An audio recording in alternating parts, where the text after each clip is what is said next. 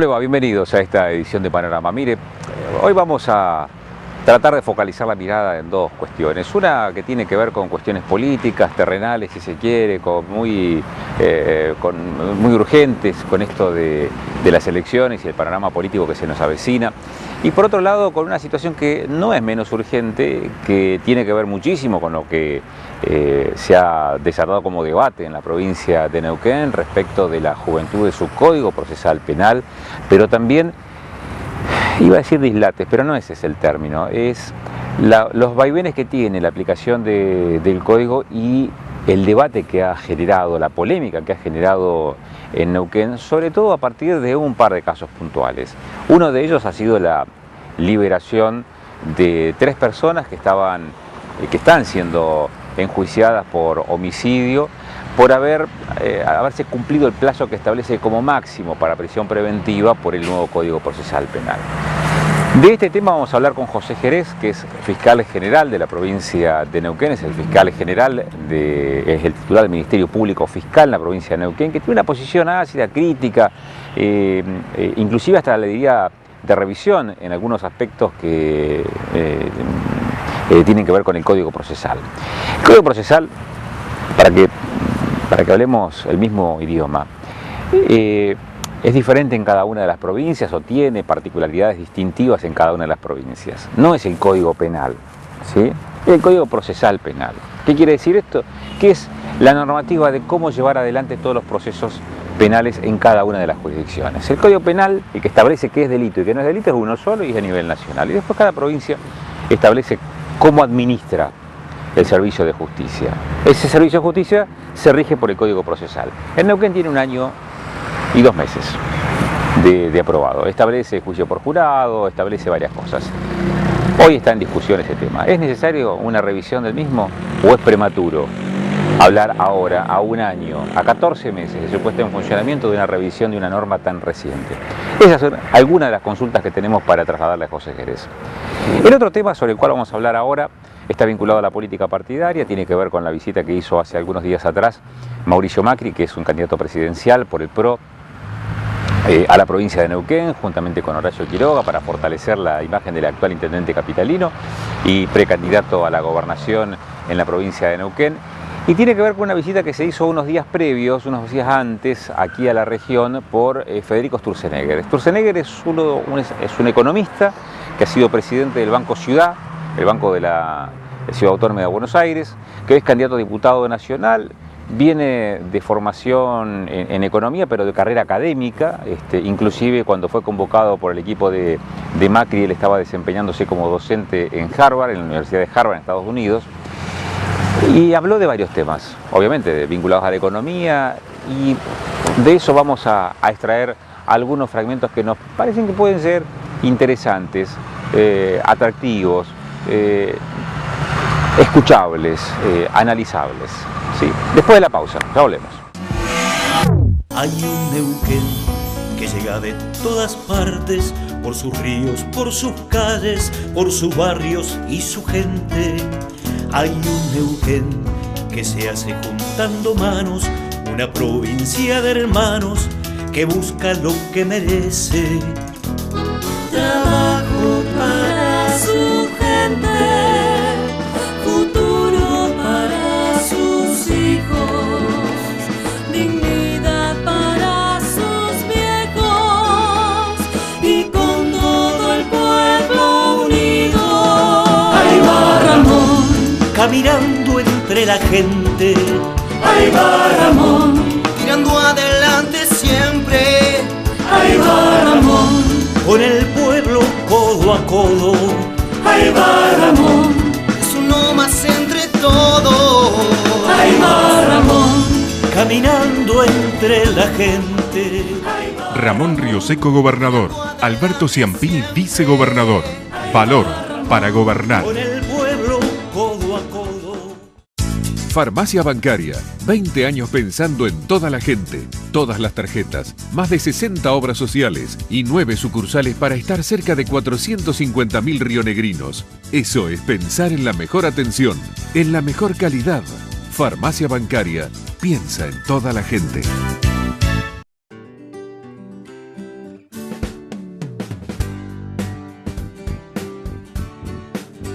Prevención Salud. Para más información, llama al 0810-888-0010 o ingresa a www.prevencionsalud.com.ar. En este bloque de Panorama vamos a mostrarle parte del diálogo que mantuvimos con José Jerez.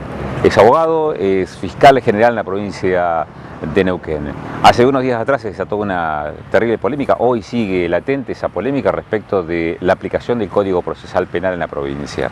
Si es atinado o no es atinado su revisión, su reformulación, como se ha estado planteando en las últimas jornadas.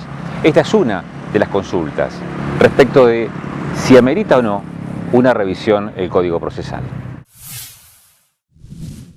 Yo creo que el Código Procesal de Neuquén es un código que ha servido de modelo, por ejemplo, para el Código de Procedimientos Nacional, recientemente aprobado por el Congreso de la Nación, pero el Código Nacional ha tenido la virtud de, en su elaboración, saber receptar la experiencia de estos códigos modernos como el de Neuquén.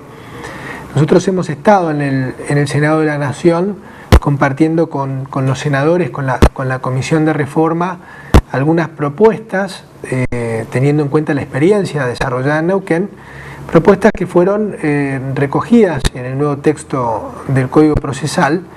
Y hoy, por ejemplo, el nuevo Código Procesal para la Nación, aún no vigente, es un código que es mucho más moderno que Neuquén porque, como te digo, ha sabido recolectar esas experiencias de las provincias que ya tenían en vigencia códigos modernos.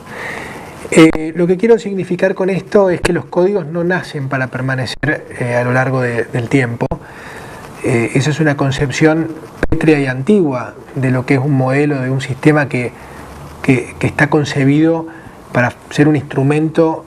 Yo digo que los códigos procesales penales, si no sirven como un instrumento para darle seguridad a la población, para darle justicia a la población o para crear o construir la paz social, son códigos inútiles, porque el código precisamente es una herramienta para canalizar la solución de conflictos penales. Me parece que a cada 2 años los códigos tienen que tener un análisis profundo sobre la experiencia recogida y si hay que reformular algún artículo y está la decisión política de hacerlo, yo creo que no es una mala palabra hablar de hacerle algunos retoques al código para que funcione como corresponde. Pareciera ser que cada vez que se habla de reforma surge un sector conservador en defensa de la intangibilidad del código, de la integralidad del código, como si lo que uno pretendiera reformar fueran los principios y los institutos más destacados del código, que nada de eso apuntan esta reforma, sino son pequeños detalles que en la marcha uno como operador judicial se va dando cuenta de que necesitan un reajuste para que el sistema dé una respuesta integral a la sociedad primero y a todos los hechos delictivos que se cometen en la provincia. La discusión, el debate estuvo centrado o disparado en realidad por el caso del homicidio, 3 acusados o procesados que quedaron en libertad porque se expiró el plazo de prisión preventiva. ¿Cuál es el medio de la cuestión? ¿Los tiempos contenidos en la redacción del código no están ajustados a la realidad del Poder Judicial? ¿O hay un fallo de interpretación de los propios actores, quiero decir, de los jueces, respecto a lo que establece el nuevo código? Eso es una muy buena pregunta. Estos códigos no nacieron en 4 paredes y de la mente de 5 ilustres. Yo esto debo decirlo, debo ser honesto con el televidente. Este código no nació de la pluma de 5 personas o de una comisión de notables, sino que son modelos que vienen de otros países con otras culturas y con otras concepciones. Imagínense que el código de la provincia de Neuquén tiene juicio por jurados puro, y únicamente encontramos el sistema de juicio por jurados puro en Canadá y en Estados Unidos. Esto avala lo que yo digo, que son códigos que tienen una concepción o han sido inspirados para una concepción cultural determinada, y que puede suceder que estos códigos en otras culturas, como en la nuestra, o con otros jueces, o en otras épocas, funcionen de manera diferente. No sé si me explico. Estos son códigos que se fundamentan. Este código, como para explicar las bondades que tienen, los beneficios, no habla más de delito sino de conflicto penal. El conflicto penal viene a reemplazar la concepción del delito, y cada uno de los conflictos penales que pueden desarrollarse en la provincia pueden encontrar hoy una solución alternativa al juicio. Tenemos la mediación y la conciliación penal, tenemos la posibilidad de aplicar criterios de oportunidad, tenemos la posibilidad de realizar juicios directos en caso de flagrancia, es decir, donde el fiscal puede en el mismo momento de la comisión del hecho obtener y hacerse de toda la prueba. Para este caso, entonces, el fiscal puede evitar la etapa de investigación porque ya tiene reunidos los elementos con los cuales va a ir a juicio.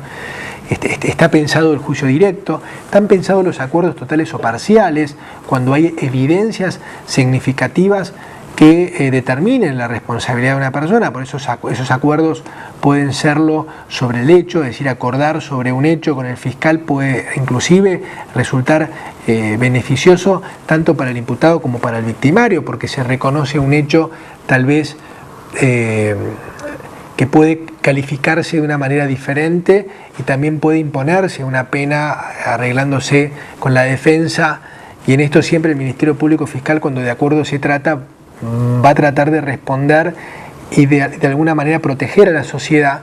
Por lo tanto, estos acuerdos son buenos porque las víctimas de la sociedad obtienen justicia rápidamente. Y luego está el juicio, propiamente dicho, que en estos sistemas están reservados únicamente para aquellos delitos que ameritan un debate profundo sobre la prueba. ¿Qué ocurre? Que hay institutos que no están funcionando, como por ejemplo el juicio directo en caso de flagrancia, porque el mismo nos requiere o nos exige la conformidad del defensor.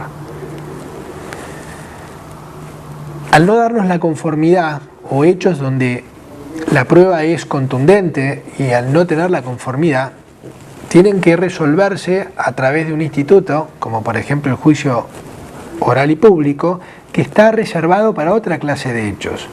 Entonces, lo que hace es quitarle al sistema. El sistema ha previsto una herramienta para la resolución de esos casos. Entonces, lo que hacemos es saturar el sistema porque le buscamos otro medio que no era el más propicio, como es el juicio.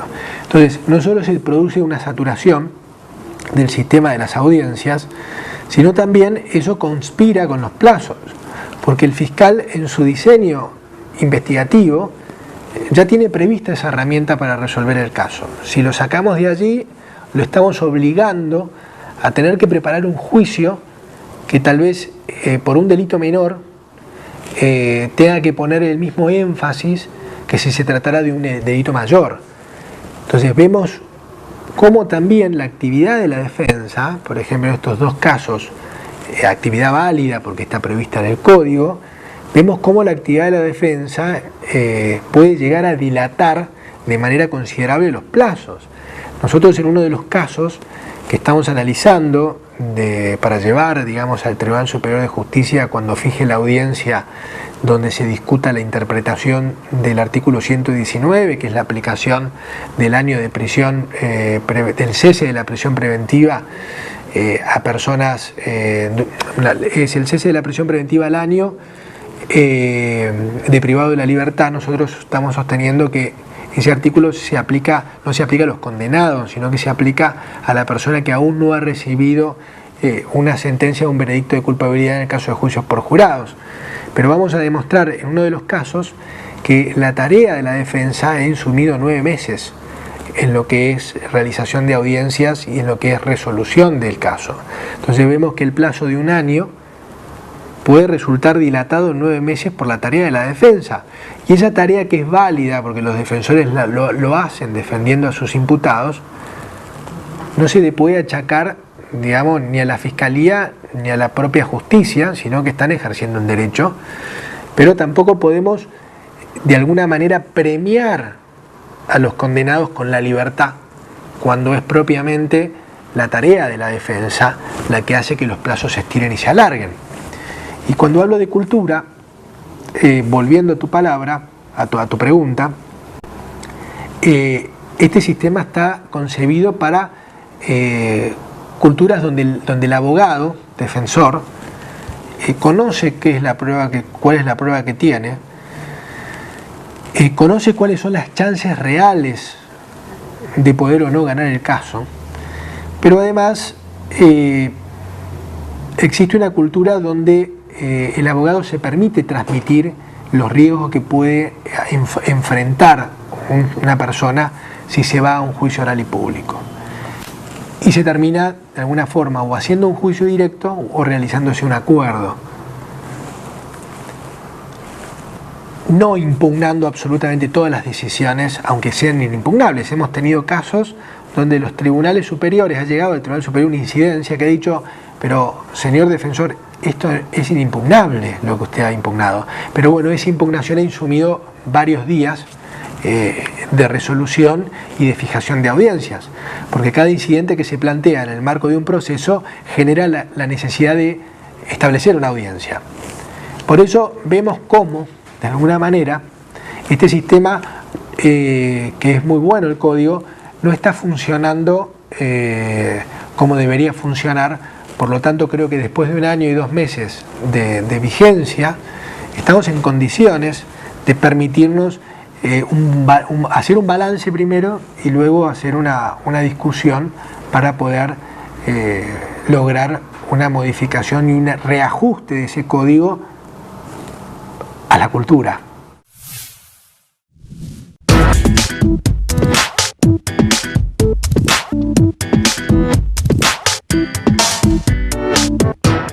Pechi Quiroga, gobernador. Leandro López dice: ganás vos, gana Neuquén. Allen recibió más de 24 millones de pesos por la cancelación de la deuda histórica y por el bono de renegociación de contratos petroleros que serán destinados a cordón cuneta para los barrios de Allen, pavimento del barrio San Juan, trabajos en la red de agua potable, 3 camiones, una retroexcavadora, refacción de edificios municipales. Más obra pública para la ciudad. Gobierno de Allen. Gestión Sabina. No deberíamos tener que esperar porque el semáforo se ponga en verde, ni porque la fila avance de una buena vez. Fuimos creados para vivir con la naturaleza. Nuestra piel para disfrutar del sol. Nuestras piernas para caminar. Nuestros sentidos para seguir descubriendo cosas nuevas. No deberíamos tener que esperar ni un día más. Esperar es lo opuesto de vivir. Descubrí Neuquén.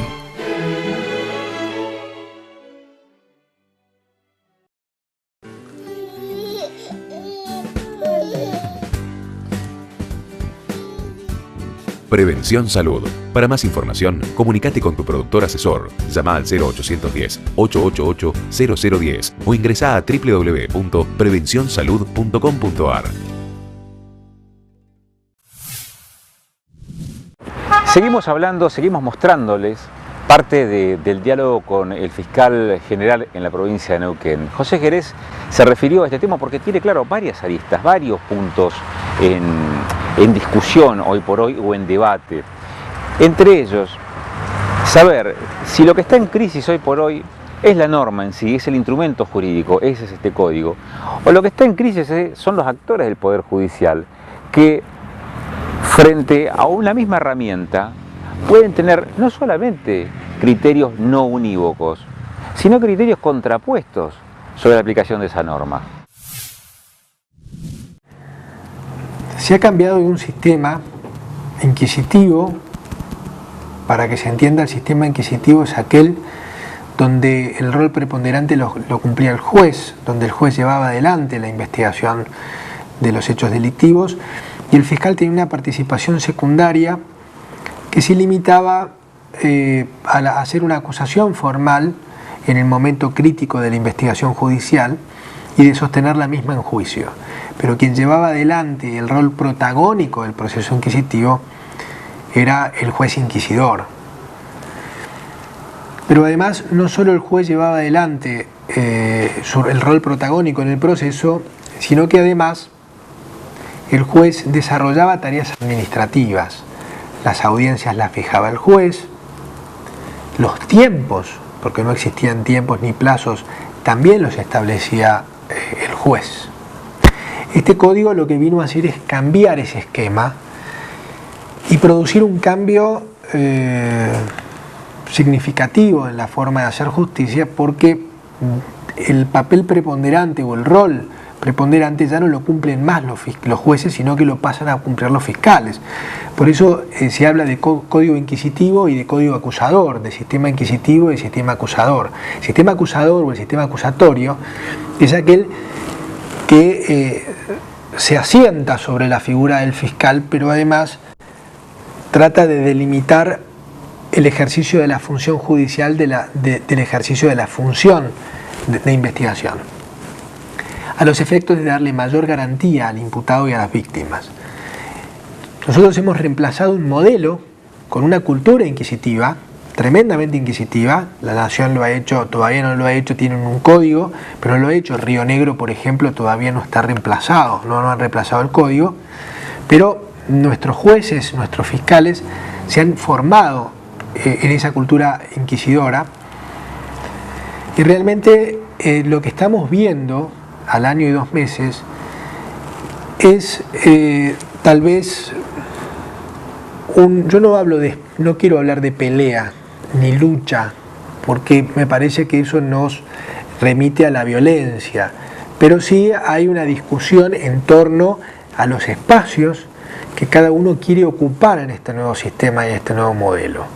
Entonces uno con esto trata de, al no estar todavía las reglas claras, fijadas, pues yo entiendo e interpreto que el Tribunal Superior de Justicia es quien en definitiva tiene que resolver estas cuestiones cuando hay oscuridad. Lo va a hacer con la aplicación del artículo 119, el cese al año de la prisión, pero yo entiendo que estas discusiones, estos debates, estas polémicas son naturales. Me gustaría que no las tuviéramos, porque no solo nos hace mal hacia adentro, sino también hacia afuera, por la imagen que uno da como poder. El poder judicial tiene que ser un poder donde la gente ha de depositar su confianza en la administración de justicia.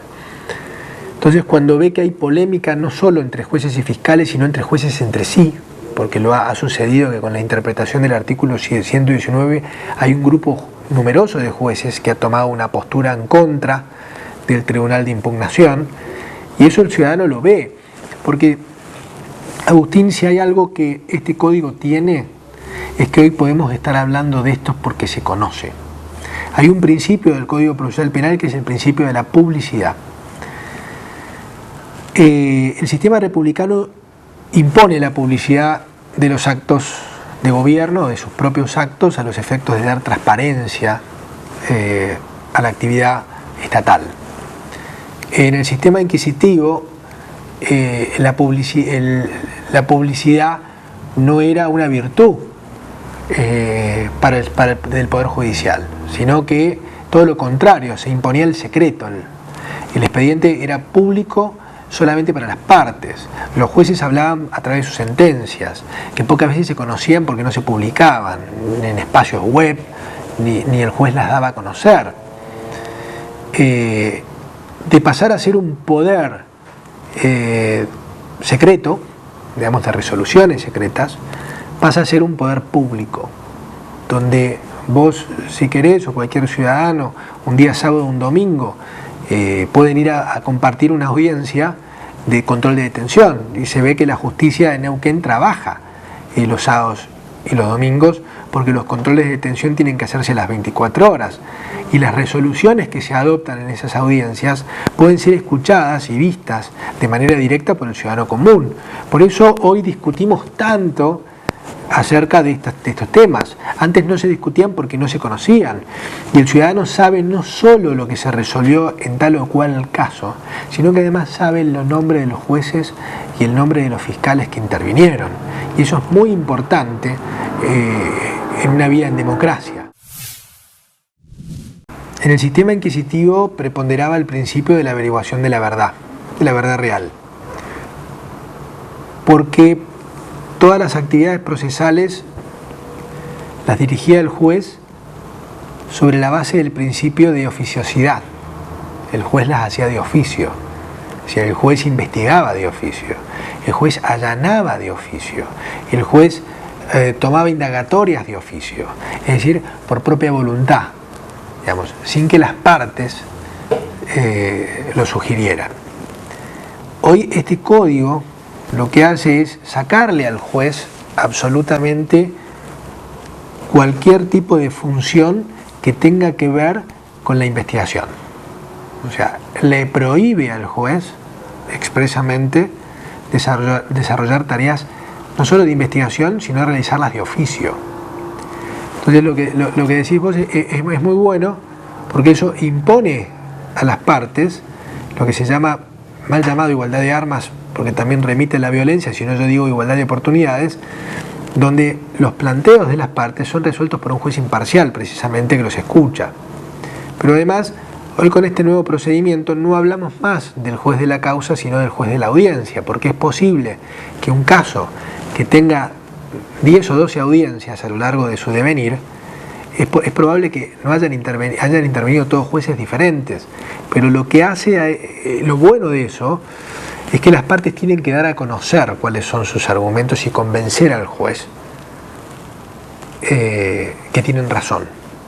Y el juez, sin contaminarse, poder escuchar a una u otra parte y tomar una decisión ajustada sobre la base de lo que se dice. Y creo que tiene mucho que ver con la preparación de los abogados, como vos decís, y bien lo decís, y de los fiscales. Cómo estamos preparados nosotros para presentar el caso, para alegar y para persuadir. No solo un tribunal, sino también un jurado popular, que es donde lo que vos decís cobra mayor relevancia. Ese poder de persuasión, ese poder de convencimiento a un jurado que trata de llegar a una verdad, pero sobre la base de lo visto y oído en un debate. Le mostramos buena parte del trabajo que hicimos, de la entrevista, del diálogo que mantuvimos con el fiscal general. Cuando nos reencontremos después de la pausa, tendremos imágenes y testimonios de lo que fue la visita del economista Sturzenegger, aquí a Federico Sturzenegger, a la región, y también de la visita que hizo Mauricio Macri, candidato presidencial, para apuntalar la figura de Quiroga en Neuquén. Pechi Quiroga, gobernador. Leandro López dice: hacer es lo que vamos a hacer. Allen recibió más de 24 millones de pesos por la cancelación de la deuda histórica y por el bono de renegociación de contratos petroleros que serán destinados a cordón cuneta para los barrios de Allen, pavimento del barrio San Juan, trabajos en la red de agua potable, 3 camiones, una retroexcavadora, refacción de edificios municipales. Más obra pública para la ciudad. Gobierno de Allen. Gestión Sabina. Farmacia Bancaria. 20 años pensando en toda la gente. Todas las tarjetas. Más de 60 obras sociales. Y 9 sucursales para estar cerca de 450.000 rionegrinos. Eso es pensar en la mejor atención. En la mejor calidad.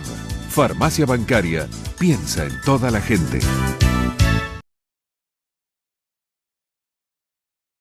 Más educación, mejor la gente.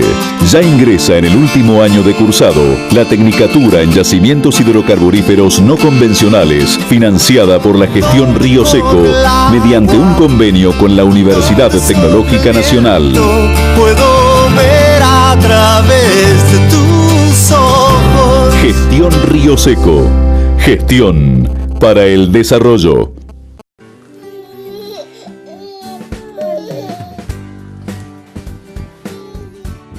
Prevención Salud. Para más información, comunícate con tu productor asesor. Llama al 0810-888-0010 o ingresa a www.prevencionsalud.com.ar. No deberíamos tener que esperar porque el semáforo se ponga en verde, ni porque la fila avance de una buena vez. Fuimos creados para vivir con la naturaleza. Nuestra piel para disfrutar del sol. Nuestras piernas para caminar. Nuestros sentidos para seguir descubriendo cosas nuevas. No deberíamos tener que esperar ni un día más. Esperar es lo opuesto de vivir. Descubrí Neuquén.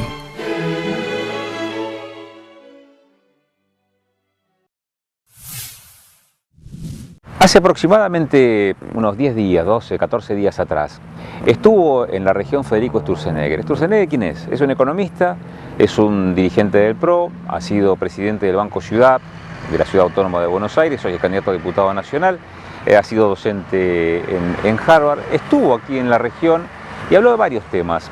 Habló de economías regionales, habló de cuáles son los elementos a tener en cuenta para definir acciones concretas desde el Estado para fortalecer las economías regionales. Y en el término de economías regionales también se refirió a la niña mimada en estos días de una de las economías más cercanas a donde estamos nosotros hoy enclavados, que es el yacimiento de Vaca Muerta, conocido como Vaca Muerta, y el nuevo horizonte que plantean los hidrocarburos no convencionales para las economías de nuestras provincias, tanto de Neuquén como de Río Negro. Y allí hubo una crítica muy firme, muy seria respecto de las concesiones, no en términos de permiso de explotación que se le hace a una u otra empresa, sino a las concesiones económicas que se derivan de los acuerdos hidrocarburíferos, tanto del Estado Nacional como de los Estados provinciales. Neuquinos, primordialmente, también de los rionegrinos, pero sobre todo los neuquinos, a las empresas petroleras entre 200 y 400 mil millones de dólares. No voy a explayar en cómo se computan esos números, pero es un número absolutamente bestial. Para que tengan una idea, 200 mil millones de dólares es el total de la deuda externa de Argentina. Eso ocurre porque lo que se le ha permitido a las empresas es entender sus contratos en condiciones muy favorables respecto a lo que se estaba concesionando en este momento, y la verdad que el presidente Ipegre fue muy hábil y exitoso en convencer al presidente de empujar esa ley. Dijo: no, pues vos empujamos esta ley que a Ipegre le extiende las concesiones a perpetuidad y yo te consigo 3.000 millones de dólares el año que viene, negociando con Gazprom, Petronas, con distintas empresas, con lo cual te va a hacer el cepo más vivible. O sea que nosotros, por un año de aguantar el cepo hasta las elecciones, con plata que no hay que regalar a nosotros, porque los muchachos la traen, pero la invierten para ellos, entregamos Vaca Muerta en condiciones que en 10 años, 15 años, cuando alguien viene por atrás, le diga así quién fue el delirante que permitió que esto ocurriera, ¿no? Pero si quieren después, en todo caso, si hay interesados como elaborar más en esto, el punto que yo quiero hacer, yo quiero preguntarles que me levanten la mano quienes de acá sabían que esa ley de hidrocarburos implicaba que los neuquinos perdieron entre 200 y 400 mil millones de dólares. Nadie, ¿correcto? Nadie. ¿Cómo puede ser? ¿Cómo puede ser que una sociedad regale 400 mil millones de dólares y no lo discuta? Si vos vas a regalar 400 mil millones de dólares, no discutís, che, ¿a quién te vamos a regalar? ¿Por qué lo vamos a regalar? No es mucho, ¿no te parece un poquito de exageración? No. 400 mil millones de dólares, ustedes saben que hay un país muy rico que está hecho y extraordinario, que se llama Noruega, que ha logrado crecer y tiene una sociedad muy inclusiva y muy igualitaria y muy rica sobre la base de un buen manejo de los recursos de petróleo y gas que ellos tienen. Y ellos lo que tienen es un sistema que acumula la plata, toda la plata que produce el petróleo y gas lo acumulan en un fondo.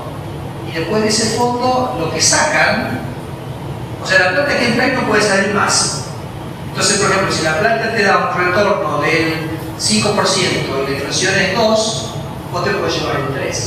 Entonces vos ya sabés que la plata está preservada para siempre en valor real y la van a tener nosotros, tus hijos, tus nietos, tus bisnietos, todo lo que entra después se transforma, fíjese qué madurez, ¿no? Bueno, ese fondo tiene 800.000 millones de dólares y nosotros regalamos 400.000.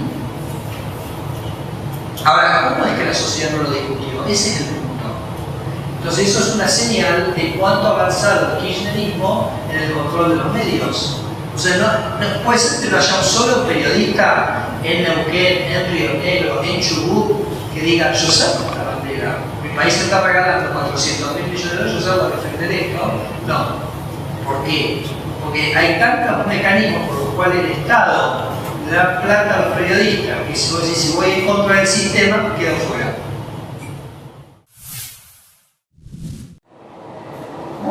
Argentina necesita rebalancearse. O sea, todo lo que Argentina tiene para ofrecerle al mundo, gran parte está en el interior. En el noreste, en los bosques, el papel. En el noroeste, la minería, la papa húmeda con sus productos. Acá, no tengo por qué decirles, en Neuquén, la energía, en el mar la pesca, o sea.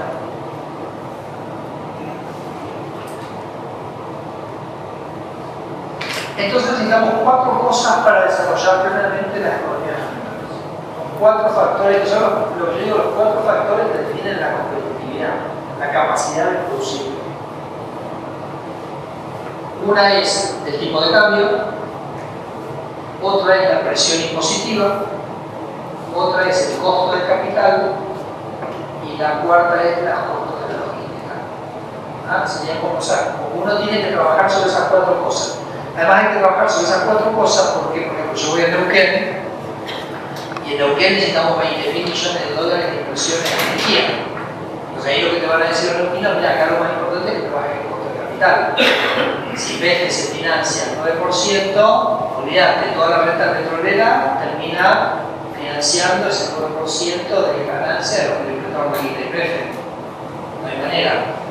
Entonces el costo de capital es fundamental. Si venimos acá, tenemos las actividades que tenemos acá en el sector más frutícola, es más mano de obra intensiva. Entonces, a ver, ¿qué me vas a decir de impuestos? ¿Qué me vas a decir de impuestos al trabajo? ¿Qué me vas a decir del tipo de cambio? Es como un poquito diferente. ¿Qué me vas a decir de la logística?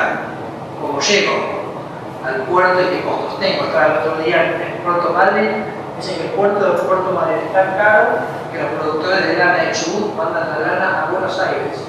Y no creo que Buenos Aires sea tampoco tan barato. Fíjense la locura, que la propia producción de Chubut no puede salir por el puerto de Puerto Madryn. Bueno, entonces les cuento algunas cosas respecto de esto, ¿no?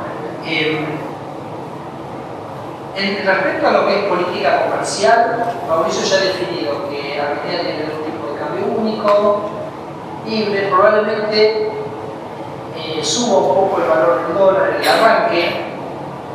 Tampoco pensamos que va a ser nada muy dramático, porque así como hay pesos que quieren convertirse en dólares, hay muchos dólares que quieren convertirse en pesos.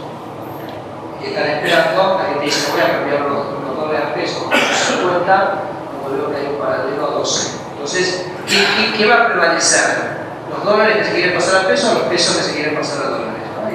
Nosotros creemos que muy rápidamente va a ser tanto en las ganas de gente de invertir en Argentina, cuando ya no tengan la ROE, ya no tengan restricciones ni para importar ni para exportar, esa cosa perversa que se ha puesto para tenerlos a ustedes todos políticamente controlados, porque los someten a un funcionario público, cuando tengan un tipo de cambio unificado, entonces la gente se siente tranquila de venir a invertir a Argentina, entonces va a ser, digamos, una cosa un cambio muy fundamental, pero sobre todo un tipo de cambio unificado. Es un tipo de cambio que por ahí va a ir moviéndose porque tampoco Argentina quiere entrar en esas trampas, ¿no? Como la convertibilidad de un tipo de cambio.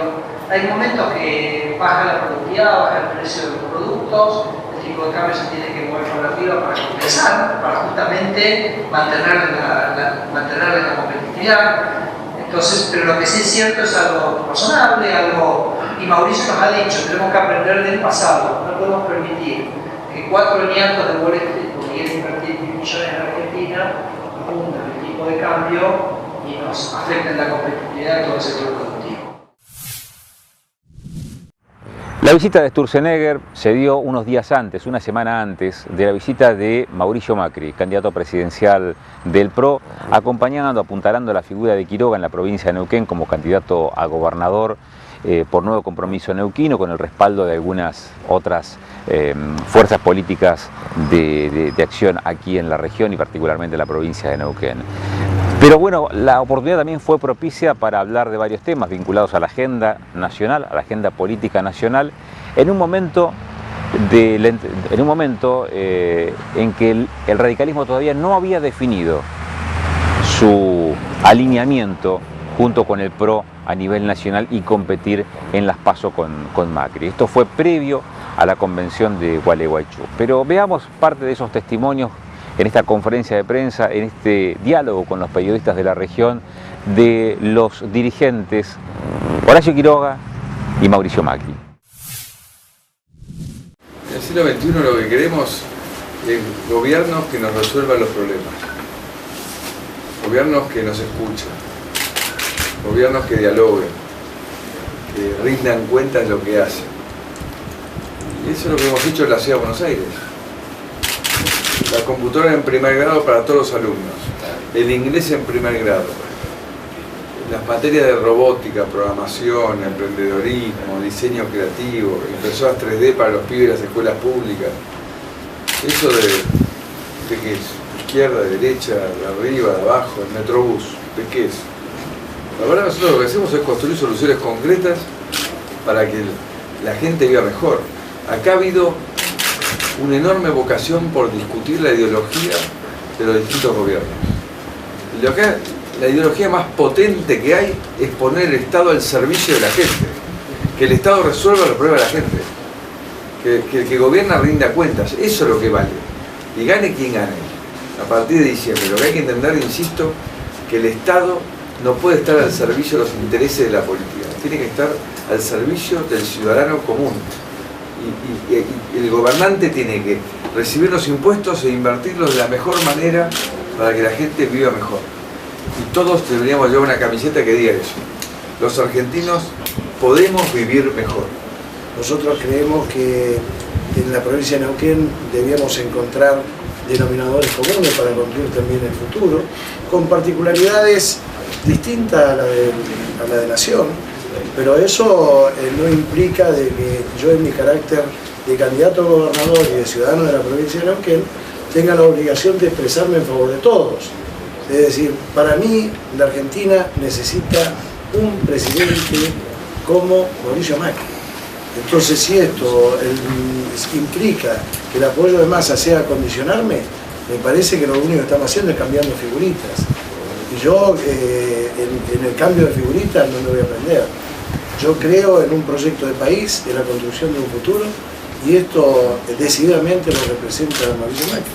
La gente lo que necesita es que le resolvamos los problemas. Más vale resolver una obra como estamos haciendo el ensanchamiento del Eloá, Ramón, mejoramiento de la infraestructura en general, que estar discutiendo las cuestiones partidarias.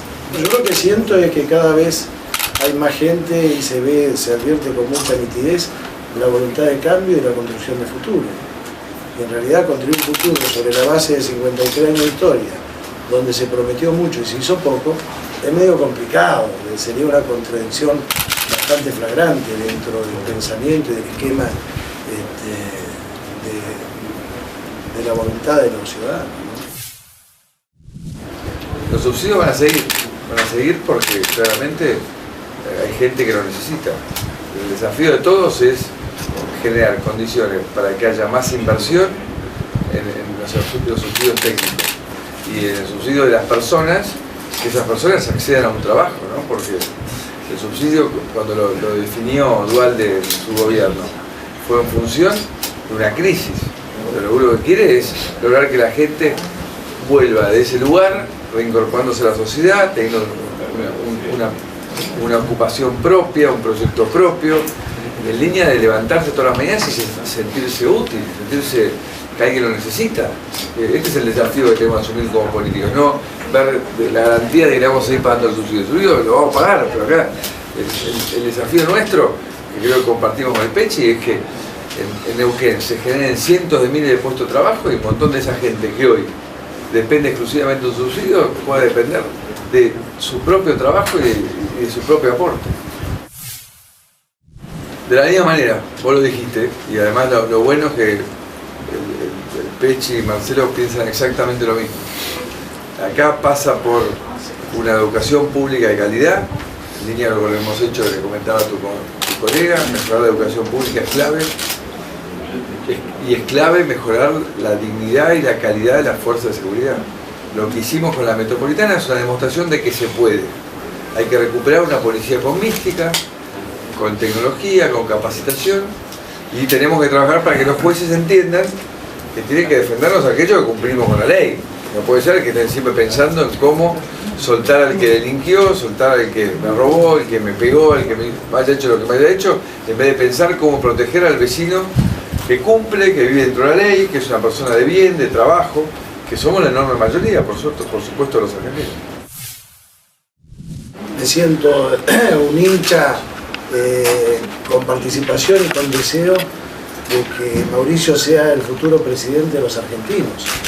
Creo que encarna, representa, que interpreta esta voluntad de cambio, incluso rompiendo creencias que únicamente podía ganar o gobernar el Partido Justicialista. Esto es un salto cualitativo hacia adelante, la construcción de esa Argentina con posibilidades, con esperanzas, con proyectos, con viabilidad y fundamentalmente basada en el retorno de la Argentina al planeta Tierra, que está medio levitando, a punto de despegar lo más lejos posible, y necesitamos, y yo creo que no hay ninguna duda de que Mauricio representa esa necesidad que tiene la Argentina de integrarse nuevamente en el mundo, en Latinoamérica, ver que ese tema del Mercosur, pese a las asimetrías existentes, podamos tener un rol importante y no ser casi un comité de integración donde lo único que se hace son cuestiones de carácter político ideológico. Y yo no tengo ninguna duda de que Mauricio representa esa idea y ese sueño de país que tenemos los argentinos. Llegamos al final. Hay dos temas básicamente que hemos abordado en la jornada de hoy. Uno es político, el otro también, pero más técnico, vinculado al funcionamiento de la justicia. Lo interesante respecto del tema judicial, respecto de la discusión por el Código Procesal Penal en Neuquén, está dada fundamentalmente porque esto empieza a ser motivo de discusión en la mesa de café, en la charla familiar, en una reunión de trabajo. Y no solamente es una discusión de los actores vinculados a lo técnico, vinculados a lo académico, o pura y exclusivamente actores excluyentes del sistema judicial. Porque la justicia tiene que estar al servicio de la comunidad, y no es al revés. Y hoy por hoy la comunidad neuquina está discutiendo cuál es su posicionamiento frente a una herramienta que no es menor, como el Código Procesal de la provincia de Neuquén.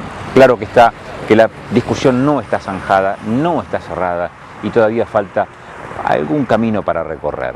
Se especulaba con que el Ministerio Público Fiscal iba a presentar un proyecto de reformulación o de reforma de algunos de los institutos establecidos por el Código Procesal. Hoy por hoy pareciera ser que esa iniciativa ha entrado en una suerte de stand-by, por lo menos hasta tanto el superior se expida sobre algunas cuestiones que están vinculadas precisamente a la aplicación de este código. Cerramos, nos encontramos en 7 días. Como siempre, muchas gracias por su gentileza. Nos vemos en una semana.